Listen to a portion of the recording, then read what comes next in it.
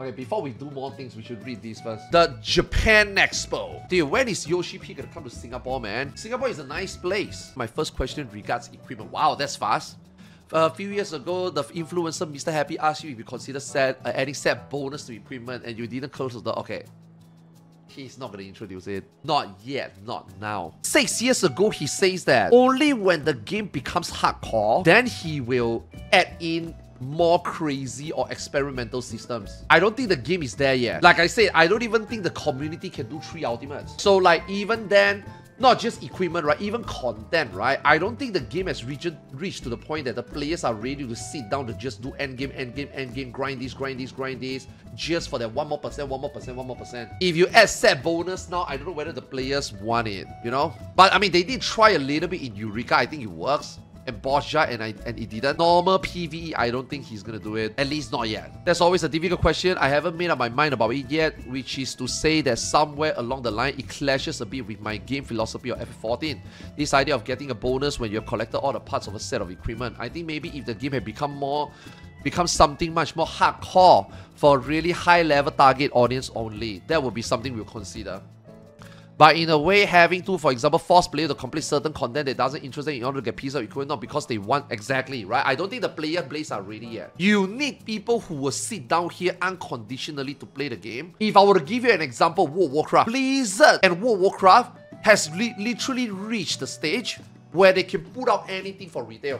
And anybody would eat it up. They will complain. If it's they will complain. If it's good, they will praise. But Blizzard is able to do that because the player base has been playing the game for 10-15 years already. These motherfuckers ain't going anywhere. Look at how they push Shadowlands Season 2 with the Sanctum gear, and it's so bad, but people still go back anyway. So I don't think Final Fantasy XIV player base is ready yet. There's not enough people who will sit down here and shield for the game to play regardless of, okay, man, I need a piece of equipment that boosts my mark for 1%, and you need me to grind 4,000 mobs for it. Dude, it's only 1%. You know what I mean? Hey guys, I don't have it. Can I join your static? Okay, you know what? 4,000 mobs just to gain 1%. Honestly, it seems very troublesome. You don't need it. You don't need it. And what's the point of the system? Then people will then say, oh my god, Yoshi P put a system that you need to kill 4,000 more so that you can gain 1% of mark potency. Who cares? This sucks, take it away, right?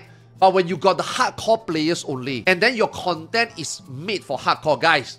Now Ultimate is not only tuned for Savage base gear, you also need this 1% because we tuned the Ultimate fight based on Savage gear plus the 1% bonus. Then you'll be like, oh my god, in order for me to do Ultimate, which I want to, I will have to grind this 4,000 more for the 1%. You know what? I'm down. Everybody will be down. Because if you don't grind it, then you cannot clear the ultimate fight, right? So then players will then do it. Then he can implement it. Otherwise, casual raid. I mean, even ultimate, we got casual raiders, right? We got PFers, we got people that take 1 year, 1.5 years to clear an ultimate. Even ultimate, we got the casual of casual, right? I don't think this set bonuses gear is something that I think the players base are ready for it. Now, 1.0 player were ready for it. That's why we had set bonus, ability altering, and we got relic weapon that enhance job abilities in 1.0. Because 1.0, look, it's the same thing, 1.0 is a shit game. 1.0 is so shit that no one wants to play. But for the few thousands people that is willing to sit down there and play, Yoshi P knows that those are the people he can give any content to. Try it out. And all of us did it. The White Raven nail, the White Raven earring, it only gives 3 accuracy or 5 accuracy, I don't remember. But that is the only earring in 1.0 that gives accuracy. And accuracy is pretty important in 1.0. But it's only 3 accuracy or 5. Again, I don't remember. It's only 3 to 5 accuracy. All of us did it anyway. Killing the White Raven took some of us 1 week of proc to kill. Just for 3 accuracy. We did it anyway. Why? Because we were the remnants of the 1.0 player that still play the shit game. Because we are dedicated, we are the hardcore, we are the most hardcore forgiving players in 1.0. That's why we did it. I don't think Final Fantasy XIV right now can do that because the player base is more leaning towards the casual than the hardest hardcore players. I think he wants to, but I think it's not the time yet. But this is what makes me happy. Even if the game is what it is today, I will still be playing it. If the game is like that, the same way 5 years, I will play it. But I know there will come a day, maybe in my mid-40s or my mid-50s, when I still sit here. Dude, I'm not going anywhere. I'm not going out to work anymore. I'm not playing another MMO. I don't see another MMO that will make me go and play no life and somehow it's better than WoW and 40. I don't see it. So I do think that the next 5-10 years, I will just sit and wait for the game to reach that point. And then Yoshi P just shove endgame hardcore stuff down my throat. I'm waiting for it. Copium. I'm ready for it. Not even Riot ML, bro. That shit got cancelled already. And even if they do you really think by the time they finish making the game, which is maybe another 10 years, do you think they can break into WoW, which will be 25 years, and then Final Fantasy 14, which will be 20? I don't think so. Hard. It's very difficult. So there's actually still a lot of exciting, interesting thing in this game that we will see. It's just that the time is not yet. Same for 3 Ultimate. There's not enough forgiving, grinding individual that will just soak that content in without complaints right now, you know? But in the way, having to force players to complete certain content that doesn't interest them in order to get pieces of equipment, not because they want those equipment pieces, but because they want the bonus from the equipment set. It's something that bothers me a bit, and it's not an area I want to venture into at the moment. Yeah, understandable. There's also a question that arises from the bonus in question. What kind of bonus would it be? One concern I have is that, for example, having kind of sub-effects, sub-status granted by this bonus, sub-status granted by this bonus. Wouldn't we end up with statuses that are more advantageous for certain role than the other? Because obviously a tank wouldn't necessarily want to have the same status as DPS as a healer. So by creating equipment bonus that are fixed and independent job, we run the risk of unbalancing 3 types of role that exist in the game. The idea would be to make it equivalent to relic weapon with relic armor, something you will create that's adapted to your role rather than, okay?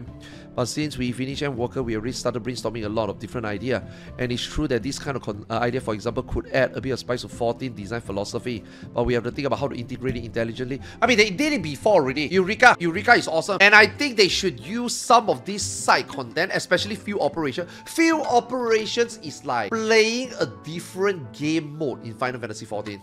You know, field operations like Borgia Eureka is a place that they can test out set bonus, because in those area balance is out of the question. You got your lost action, your logos action that's already breaking the balance already. It's already taking away identity of roles already, right? Some roles can already take crazy mixture of ability to make them like powerful or make them feel like a tank already, right? So I think like field operation is the nicest place for them to test all this stuff. And again, they did it already in Eureka. We didn't have it in Endwalker, but I think this time they will try it. I hope you are alright after last night's exhausting evening. Congratulations once again on the launch of the expansion. My first question concerned the increase in rewards. See, you say that this expansion will be more rewarding for players. Oh wow, I actually asked him this in media tour. I would like to know whether in the new expansion zone like Xenor, Borgia, Eureka, we are going to have something similar in terms of difficulty, because Xenor had a very different mount to get and Eureka had a very difficult armor to get. Are we going to have this kind of long-term reward that requires a lot of effort in this shipping zone? I want Yoshi P to find a way to accommodate to... I mean, I know this is going to sound very selfish and seems very... It's going to be very tiring. I hope he do more stuff like this. I feel that we shouldn't have to wait for a media tour, a fan fest, be able to have this interaction with him. I feel like this Japan Expo, this fan gathering, it should be done more. As for increasing the number of rewards, it's going to take a lot of work for the team, but I think we are up to it. And then on top of that, we could take the easy way out. Just implement new items that are a little bland and without much interest to artificially increase the number of items. But that is not what people expect from Final Fantasy 14. We expect to have design. There are little polished, original things that people want to own. So obviously, to create objects with certain personality, a certain what is this word? Catcher. You need people, artists, people who will rack their brains, try again. If we want to increase the number of objects, that means more artists, more stuff, maybe more orders that we do outside. If we are not able to keep up with the pace ourselves, okay? So he's talking about like glamour. During Endwalker, the team really dug deep to try to offer players content that was a little new types of content, criterion, yes, that sort of thing. But the reward was perhaps not worth the cost in time. Yep, an effort to learn this content. Exactly. That's why, again, this criterion thingy, right, goes up all the way to the same thing he said. There is not enough hardcore target audience that will just do the content for the content. There's still a lot of people, even though raiders, they still want something out of it. And if there's nothing that's not worth their time, even for the smallest reward, they will not care right now. Exactly the same reasoning. And so unfortunately, real life often catch up with players. You have to choose what you invest your time in. And so if the rewards aren't attractive enough, it's easy to see that players won't try content unless there's a carrot that's interesting enough for them. I like how the translation, clearly this is like a French culture context of translation. Like if this is America, right, they will say something like, oh, there must be, you know, there must be, at the end of the rainbow, there must be a pot of gold, you know? But for French to use like the carrot as a metaphor, again, this is what translation should be. Context. You can't translate word by word. You need to translate based on your culture, your context, so that you can relate that feeling over, you know? It's interesting to see the different culture in the translation. Like if you let me translate this, it would be, well, if the reward is not good enough, players will not give a f. So it's something that we have retained. It's a lesson we have learned from the patches that we implemented, which is to create rewards that will interest players, that will encourage them to discover content they never tried before. Okay, exactly, I like that. To try their luck at getting this item that looks so interesting. And so I've announced, I think, 1.5 times as many rewards we will plan, and the teams are highly motivated to achieve this goal. And the meeting with the team before I left for France, we are talking about increasing this reward, and we are thinking about gradually increasing them. Okay, this one is the same. Okay, yeah, this is the same thing he said when I asked him. He reinforced again and again that we will not directly get savage item level. We will not get max item level reward. All these rewards are going to be filling in the blank in between. But again, it could also be upgradable to savage, right? You know, the criterion weapon, the Alu weapon, right, is upgradable to a savage weapon, right? So even though it doesn't directly drop max item level, I think that some of this content maybe will fill in and then upgradable to it, you know? During Dawn Trade, you plan to release the limited job Beastmaster. Will you be willing to give our readers a few details about the Beastmaster work? Unfortunately, I can't tell you anything. What I can explain is the principle behind the... I would love to hear that. The idea is to discover different spells you can learn using the spell you learn from different creatures to create your own build. But I can tell you the system of Beastmaster is likely to be different from what you had in Blue Mage. Nice. But for us, the bigger challenge from now is to create a limited job with its own specialities, which is different from the usual job and will create interest in this highly different job, as well as curiosity. Look, man, it's gonna just be collecting pets and then use these pets to tackle content. There's gonna be tank pet, healer pet, DPS pet, and then you need to play with other Beastmaster if you have to, and then you just put the correct pet to do the Beastmaster content. I think TLDR, that's probably what it's gonna be. I mean, man, I think that our characters might not even do anything. We might actually just be sidelined and give commands.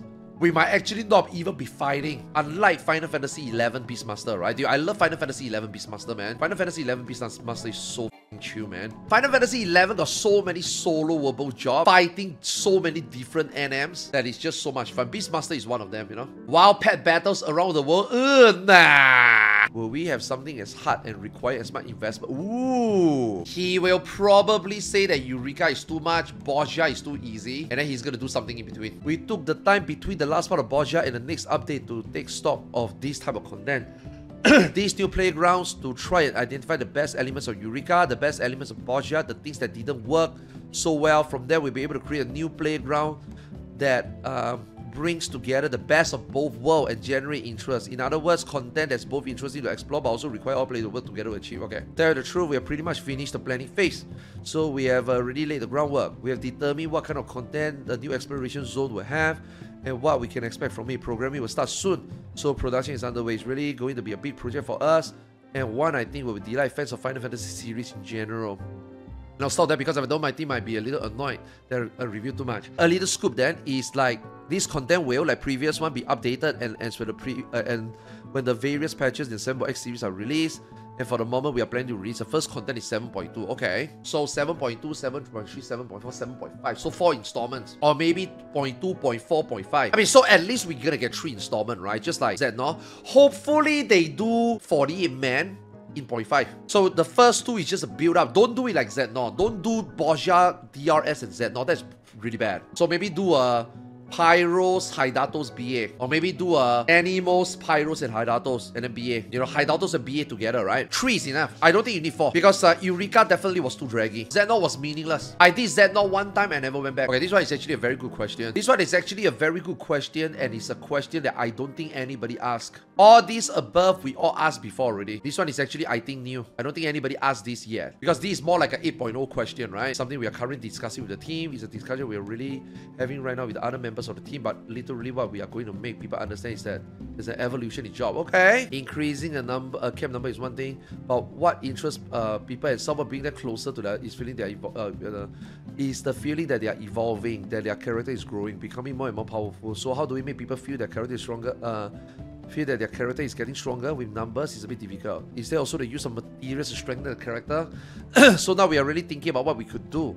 Do we keep the level cap, or do we find another way to progress? Or the contrary, continue level up, or if other things on the side, we are exploring the different... Okay, honestly though, I don't think they need to level up. And let me put it this way. I think they should think about... This is actually a very also good way to solve the MSQ is too long problem, and we cannot play the game until we force to either watch, finish, and understand the story, or we have to skip the story. Let's just say in the future, right, what they should do, right, is that you do the story, you will unlock an ability. Doing the story will unlock your capstone ability. There will be no more leveling, but you will have to progress your character through various content. So let's just say when you do your MSQ, you get an ability. You do the normal raid, you get an ability. You do the EX trial, or you do the trial storyline, you get an ability. Whatever. Basically horizontal progression. And then with that, right, you can also immediately do the content you want to do without having to do the story. Oh, but Arthars, if you don't do the story, you don't have capstone ability, then you are just weaker. That's fine. On expansion release, we don't need those ability. And then when we decided to go do it, then we go do it. You know, so no more leveling. But instead, power up your character via a different system. Oh, you done 10 fates per zone, you unlock a trait. Rather than EXP and level progression, like a challenge log, achievement log progression, right? You do X amount of things, you unlock this ability, right? But obviously not like,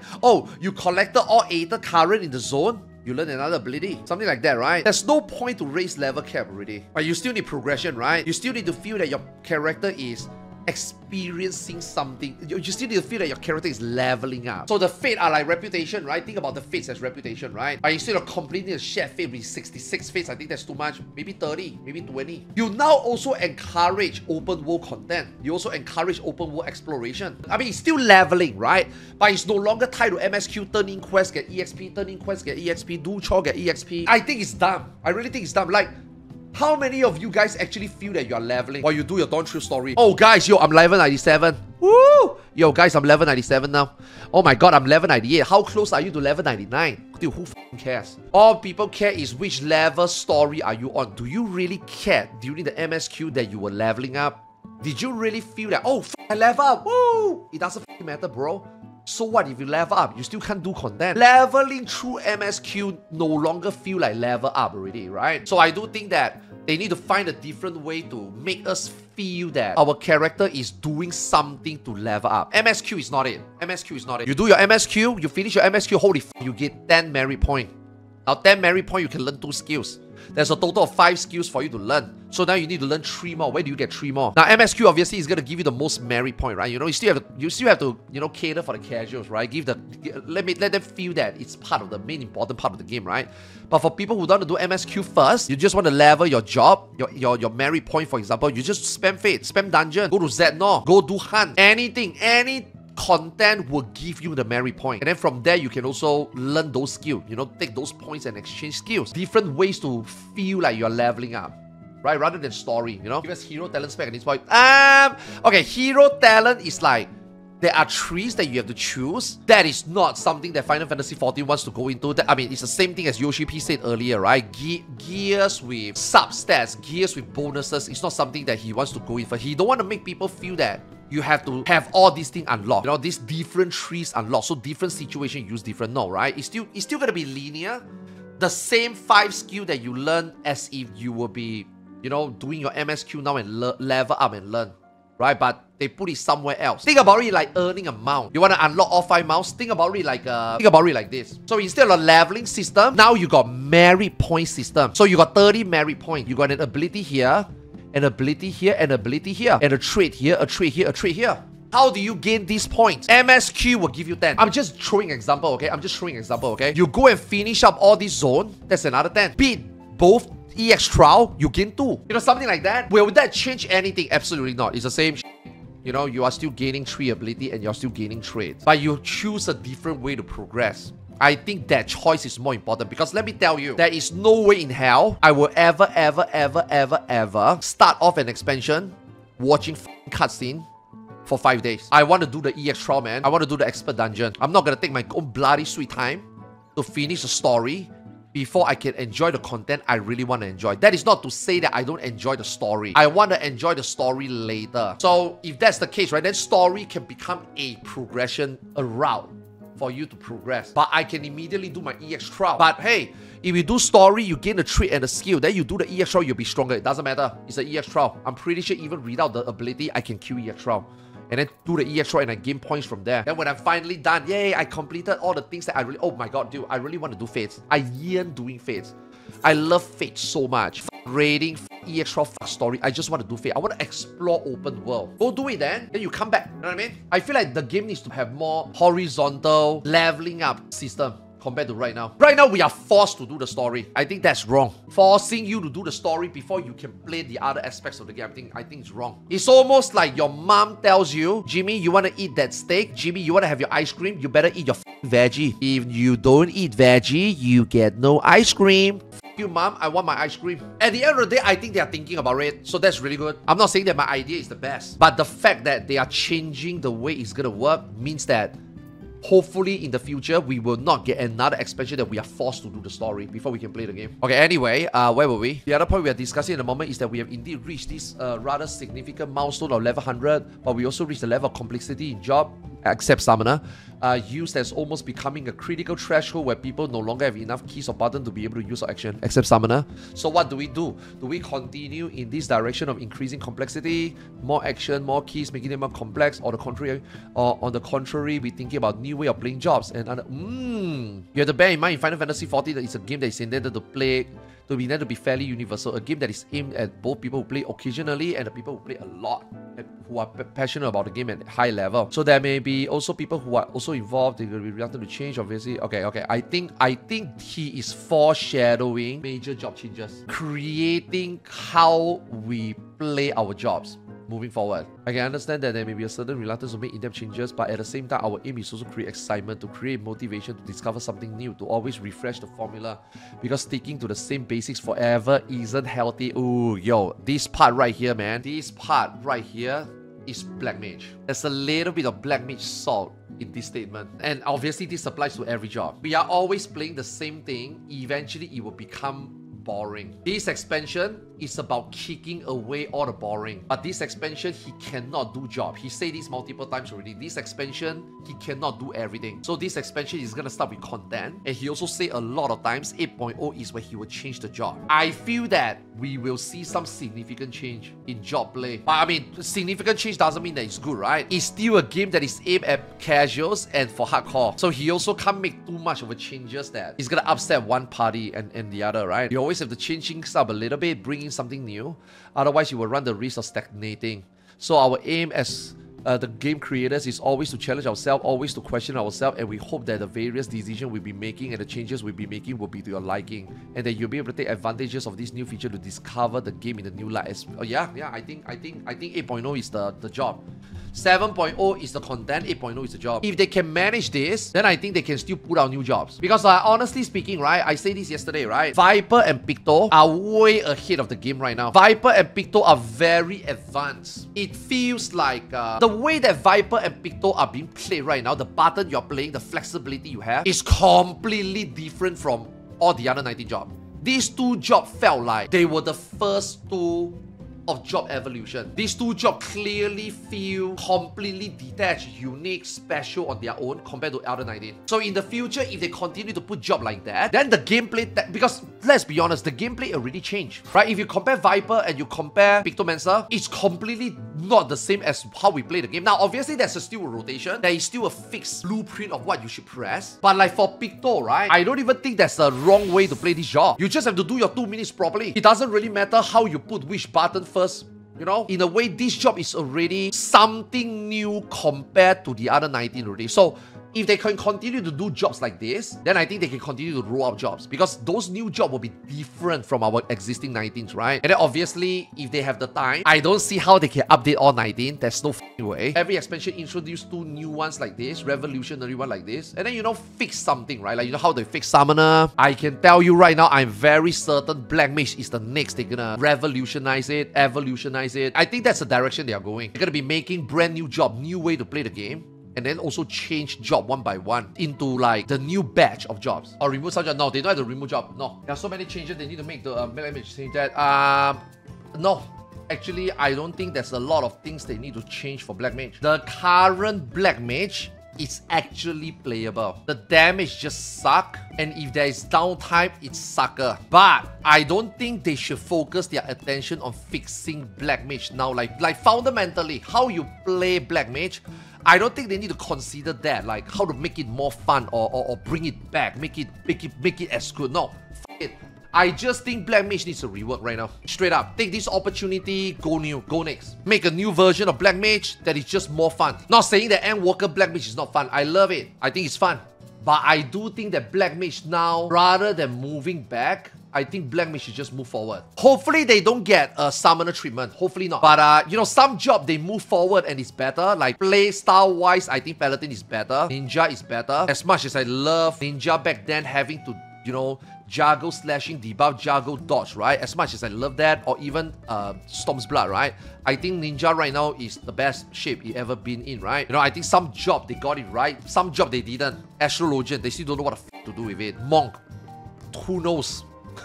I feel like Black Mage is just the next in line to get some rework. You know, some second look at. In Yoshi P words, I quote him, "We hope that the various decisions we'll be making and the changes we'll be making will be to your liking, and you'll be able to take advantage of these new features to discover the game in new light," as we do, I think. Yeah. And I don't think Black Mage is also the only one that will get significant change like that, because yesterday I also said a lot of job is also reaching its end already. Warrior, Dark Knight, Red Mage, Black Mage we mentioned already, but White Mage. Okay, I think White Mage is as simple as it can get. I really don't know how they want to make it crazier. I don't know. But you see, some of these jobs needs a little push, I think. I have a question about Final Fantasy XIV economy. We understand that you're trying to get us spend as many gil as possible.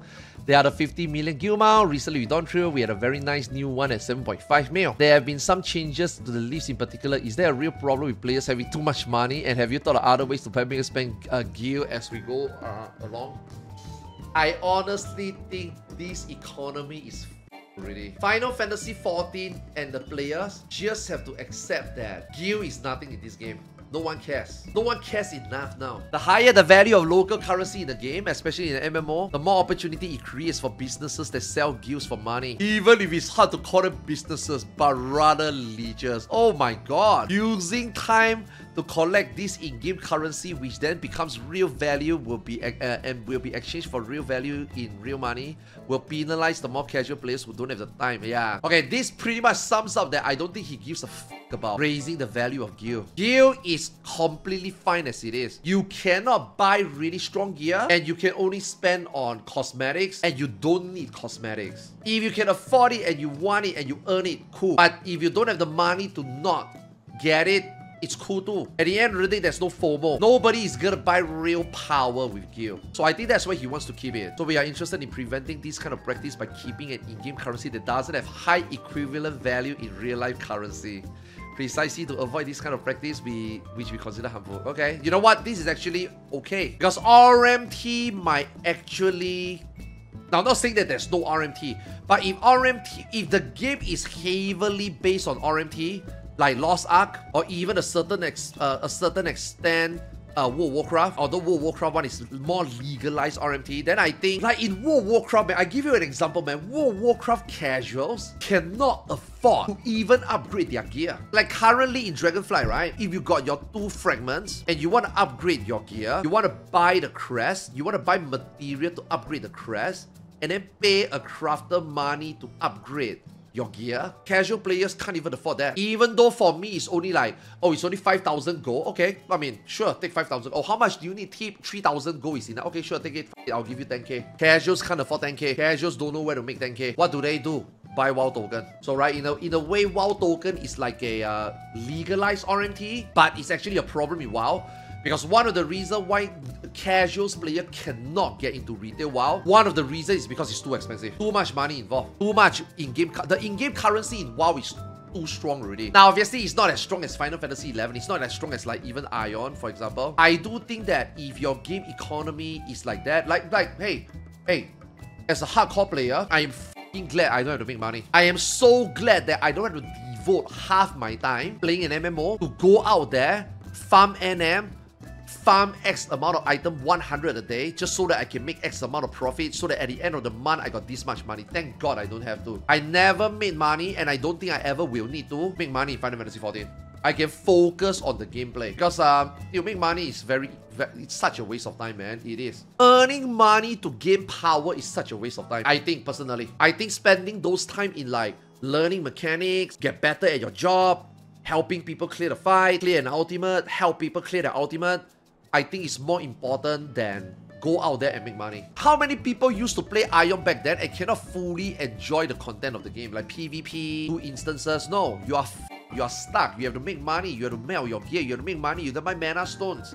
You have to run your daily because there's AP in there. I need that currency. I mean, AP is also considered a form of currency, right? We just wanna... I mean, their PvP gives a lot of AP, so that's pretty cool, I think. But you still need to go and earn your money, Kina, right? To upgrade your gear, you know? I think earning money to gain power in MMO, it's kind of outdated. So in a way, I don't mind the current economy in Final Fantasy XIV. No need money, no need to make money. In a way, I'm an MMORPG player too. I can understand the pride players take in making money. I used to have pride making money. Dude, I have so much money in FF11, man. I got like 800 mil before I quit FF11. I have a lot of pride in that. I'm big dick, man. And I don't even craft. And when I quit, in the first patch of Seekers Ardoli, I got 800 million. That's how much money I have. That's how much pride I take making money, you know? But at what cost? When you're a crafter and you manage to sell your creation and then reach your first million guild, your first 100 million guild, there's a certain pride in having reached a certain level and saying to yourself, I done well. I understand and share the appetite. What's really important is how we can use this money, because if we were to create expenses linked to the power, let's just say character serial the job, that will obviously create impact. I swear I didn't pre-read this, okay? That's why I want to answer my POV before Yoshi P answer his POV. I want to make sure that I'm not crazy. Bad take, L take, you know, no, right? I am glad that he feels the same, you know? Hence the opportunity we see is we have a lot of players telling us they have too much money and don't know what to do with it or how to use it. That's why we created this mouse and okay, you want to know what they could do with it? One of the fans asked about a dating sim so that they can bang their favorite NPC. I think that right there is a guild saying, buy Y'shtola a dress for 100 million. And then Y'shtola is gonna give you a cutscene where she blow in your ears. Hello, little son. No, not tonight. That right there, money sink. Do you need it? No. You can just go to YouTube. Search Y'shtola whispering 100 million guild line. If you're poor as go to YouTube. If you got the money, you want to own it. I did well, you know? Certain pride in spending 100 million on Y'shtola and saying to yourself, I done well. I think it's an opportunity. Yeah, Lost Ark rapport. Yeah. I think that's a good opportunity. Yeah. I'm gonna help Square Enix here. Name of the content of the dating sim is gonna be called Oh My Scion. That's gonna be it. Just use it. It's okay. Free of charge. I'm not gonna copyright you on that. That will be the Final Fantasy XIV dating sim game mode title. Oh My Scion. People will legit pay millions for select yeah, like Tataru, right? Like Tataru, right? Some of you love to pamper Tataru, right? Man, give Tataru 2 million gil and then maybe Tataru will make you a really nice fanciful special Tataru dress. Yeah, you know? Some of you guys will pay that money, right? Oh yeah, that could work as well. So in your house of NPC, you do not want this NPC to be here. Here's 200 million Tataru now. Get out of my sight. You are so dusty. I will never be back. Tataru has left the instance. And then everybody can be happy, right? Yay, woohoo! We are telling that we have a lot of players telling us they had too much money and didn't know what to do with it or how to use it. That's why we created this at fairly high prices, so certain players could spend their hard-earned money. Why don't you guys give me 20 mil? You know, I'll take the money. However, you know what happened to the lady G. So let's be responsible and be careful with spending your money. Who? I have a question from a Jailer of Love team member. Wait, what? JOL? Wait, what? Oh, Jax Online. Oh, I love Gex. She realized that the level 100 level dungeon were a little more difficult. Ooh. Oh, actually, I would love to see how Yoshi P think about how players feel about now that the content is slightly harder. She realized that the level 100 dungeon were a little bit more difficult than the previous ones. There are a lot of new mechanics, systems that are a bit original, like the status effects in the dungeon. For example, the leader guys that chase you. Okay, a little bit like in the ghost house or the first boss. So we're wondering, is this something you have been chasing? But the next dungeon be a little bit like that too. Oh, yo, that's a good question. Will it be integrated into the dungeons of the MSQ from now on? It depends on the interest of the gimmick of those little mechanics. The aim isn't to scare people by saying that we are going to increase the difficulty of everything. There has to be a reason. If the mechanics are interesting and can be used without upsetting the balance, we will of course be able to draw inspiration from them and use them. But it's important to remember that these dungeons are what we call expert dungeons, so they have a higher level difficulty. You hear that? You hear that? Official forum? For the first time, our expert dungeon feel like an expert dungeon, and the official forum are crying that it's too difficult. It's an expert dungeon, man. Hey! Not everybody can be an expert.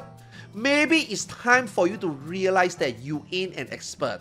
In fact, I think that the mentors should be only given certification if they don't eat shit in an expert dungeon. Is that too hard to ask? Because I tell you, man, some of those mentors, man, I tell you, they can't even do this dungeon. I guarantee you, they can't even do this dungeon. So we also want to keep the differentiation between normal dungeon with a slightly more relaxed difficulty and expert dungeon that will require a little more attention. Exactly. Like, it's not even, like the expert dungeon is not even like super hard.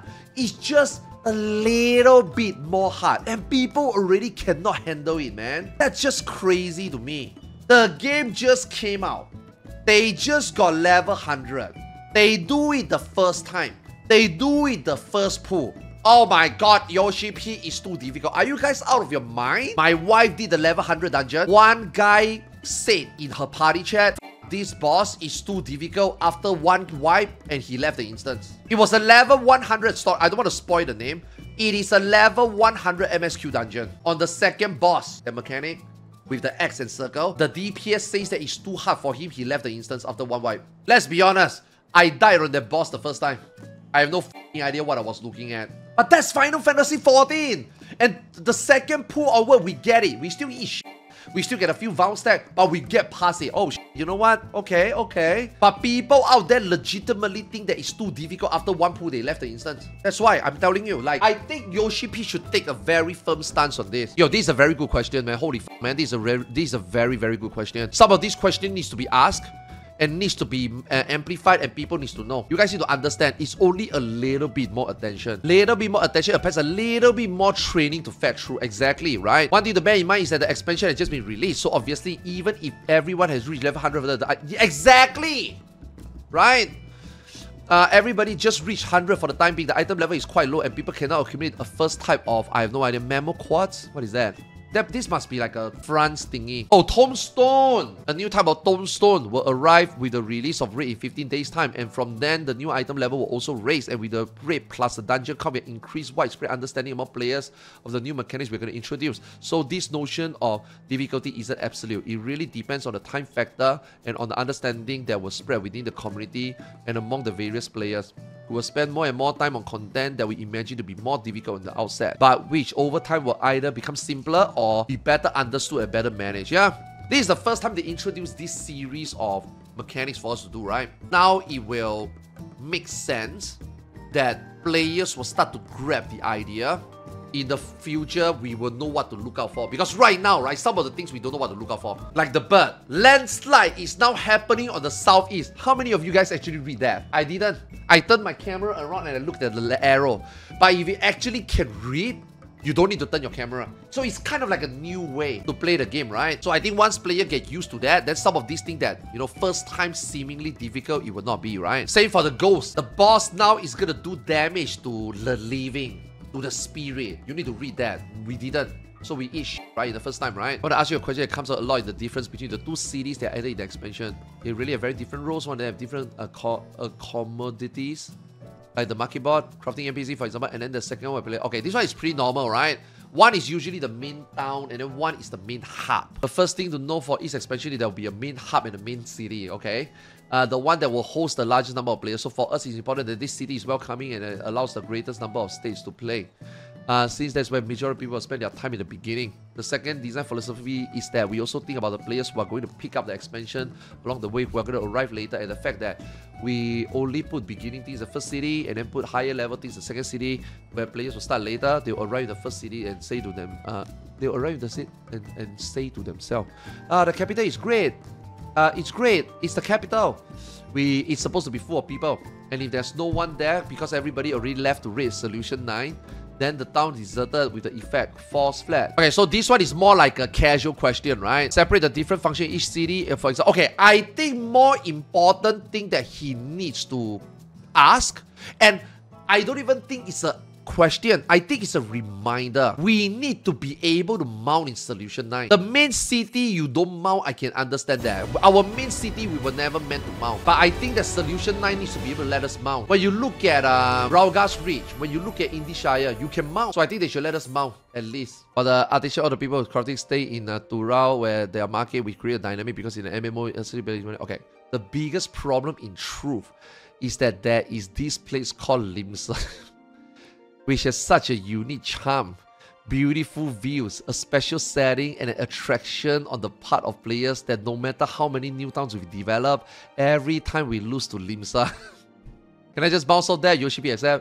Would it be a solution to making Tuliala more popular, for example, to be authorized travel between servers from... Oh! Okay. This system may look simple on the user side, but behind the scene, it requires some very complex and time-consuming operation. That's why they only limited to 3 points. These 3 access points are precisely what made it possible, but traveling between data centers is a fairly complex... Oh, really? So if I were to tell them that from now on, all the major cities in the game must have this point, it will be risking a power resignation letter of my dad. Oh, wow, it's really that complex that people will quit their job? You know, if this is this complex and people is going to risk their job, making cross-party finder is going to be the same. Okay, true.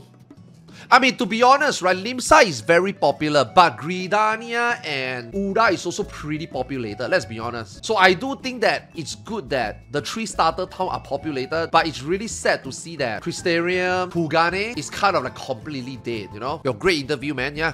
I think this interview is pretty good. What I really like lately is that all of this media are starting to ask good and important questions. A few years ago, all these media are only asking RP stuff, or grapes, peach, mobile bed, glamour dresser expansion. Now, dude, you don't need to ask glamour, like questions like glamour dresser expansion, you don't have to ask. Those are understood.